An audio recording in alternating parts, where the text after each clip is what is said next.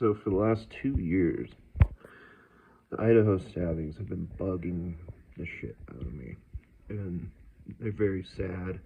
Specifically, I relate to them because I knew people like them, and it's just a heartbreaking case. But there were so many things that bugged me about why the crimes happened. And this guy, Brian Kohberger, locked up for 2 years. So why would they lock him up for 2 years? And what's his motive? And why everything was left as it was? Why didn't he burn down the house to destroy any potential evidence? It was a display. And I could just never figure out the motive. I mean, there's got to be either a second killer, it's got to be a conspiracy. One of the students that were murdered was part of like a fraternity that was kind of like a cult. I thought maybe that was possible. The property was donated almost instantly to the college that demolished it. And like, you're not going to just give up property. I can understand destroying it, but you should still keep the land. You can rebuild on it or sell it. It's all been so weird until it just dawned on me today. Everybody's talking and speculating that his professor, he wanted to be studied by her. He was obsessed with her. And that didn't make any sense because he's never been in contact with her again.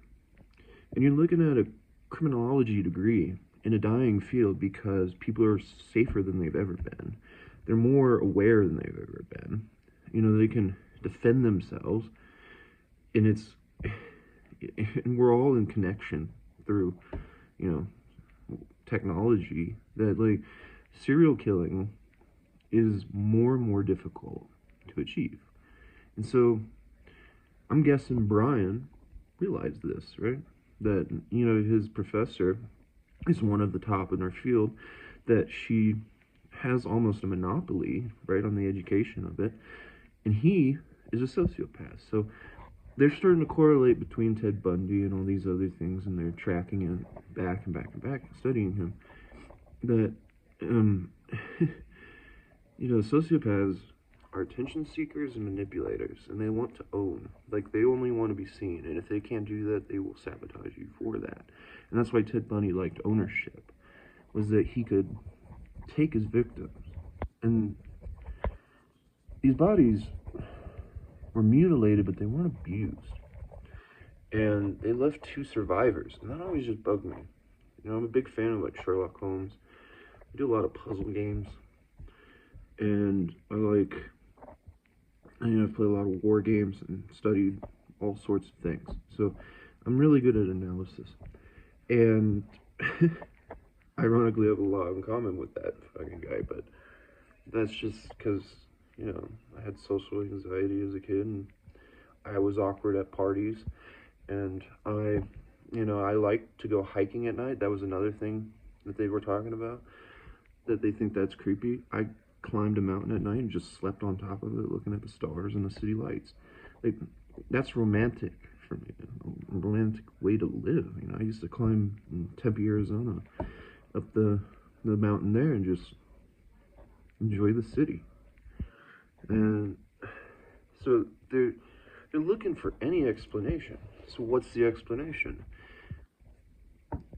Basically, he wanted to create his own crimes so that he could write about them. He would have a PhD in murder, essentially, right? And criminology. He would own his victims. So how does he own his victims?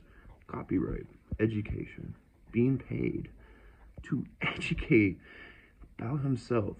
He could even express himself through his own studies of himself, his own murders, be funded by the victims, paid by the victims, essentially. And that's how he could own them. That's his connection to what Bundy was like. And because that's why he had to leave them behind. Like, he had to leave the bodies. They had to be gruesome enough to draw enough attention and to disturb the public in a dying system, it always bugged me, like, why did he, if this guy, this killer, or this series of killers, what the fuck is the motive? And they left 2 survivors. You know, you're going in, and you're demonstrating a love of brutally killing people that it suggests that you would go down and try to kill the other 2 people. And why would the dog be left alive? It always bugged me about the dog. I never got it about the dog. I always brought that up in any comment section as the case develops, that this dog was just left in an empty room. And I just could not figure it out. You love killing so much, but you didn't kill the dog? I mean, you go in, the dog knows who you are, you kill the dog first, because the dog will alert the other residents, right? Plain and simple. You know there's an empty room. Just go in and kill the dog. But he didn't kill the dog.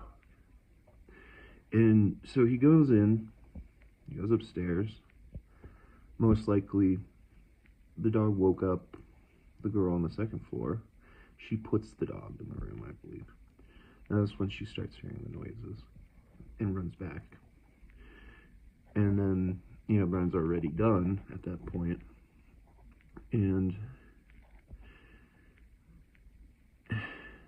or he put the dog in there, right? But the story alleged that, or explained that the dog was never locked up. It was always out sleeping on the couch and stuff. And it was a party house dog, so it's a very friendly animal anyway. And it just makes perfect sense once you start looking at the entire case that way. He's going to be able to provide himself with a career, and he can overshadow his professor now. He can take her job, take her, you know, he can use her career to basically surpass her, because he knows more about the crime than anybody, because he committed them. And then he can, you know, I mean, he's a fucking sociopath, attention seeker, manipulator, right? He's a true sociopath. I mean, that is disturbing and scary. You know, and like, I'm just glad that I could find that closure, because I don't see any other motive. It explains everything. So, can you imagine that? And then studying the survivors and what they felt about your crime? Gosh. I hope he gets the death penalty. You know, I was thinking, oh, it's that boyfriend or whatever.